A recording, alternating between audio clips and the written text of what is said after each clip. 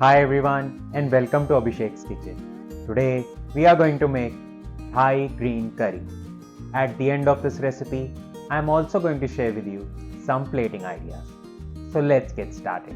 For this, we need first for Thai curry paste, 4 chopped garlic cloves, 1 inch chopped galangal, half inch chopped fresh turmeric, 1 stalk chopped lemongrass, 1 chopped lime zest, half teaspoon coriander seeds, half teaspoon cumin seeds, half teaspoon whole white pepper, 2 teaspoon salt or as per taste, 2 chopped shallots, 4 chopped green chilies, 6 chopped stalks of coriander roots and stems, and a bunch of fresh chopped coriander. For the curry, you need 500 gram boneless chicken thighs, 800 ml coconut milk, half cup chopped broccoli, half cup bamboo shoots, half cup chopped mushrooms, half cup carrots, half cup red capsicum, 2 tablespoons sugar, 2 teaspoons salt or as per taste, 3-4 kaffir lime leaves, 10-12 basil leaves, and 1 chopped red chili pepper. Now for the recipe, first for the curry paste, in a grinder add coriander seeds, cumin seeds, white pepper and salt and grind to a fine powder. To the same grinder add turmeric, lemon stalk, galangal, garlic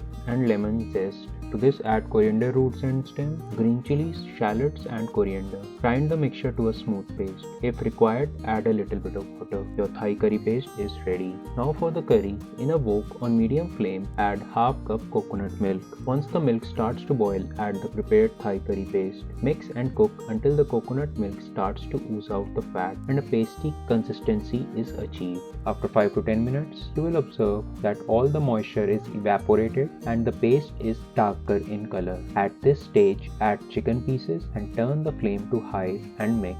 Cook at high flame for 3 to 4 minutes and then add remaining coconut milk and turn the flame to medium. To this add salt and sugar and mix.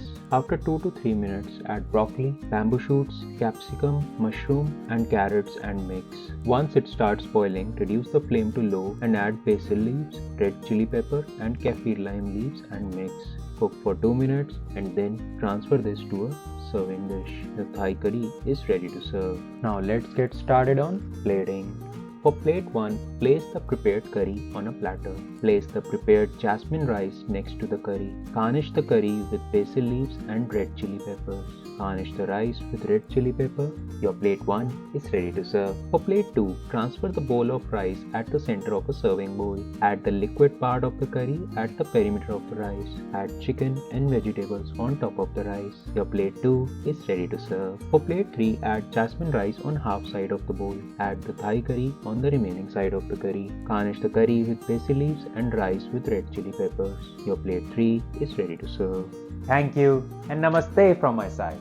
See you all in the next video.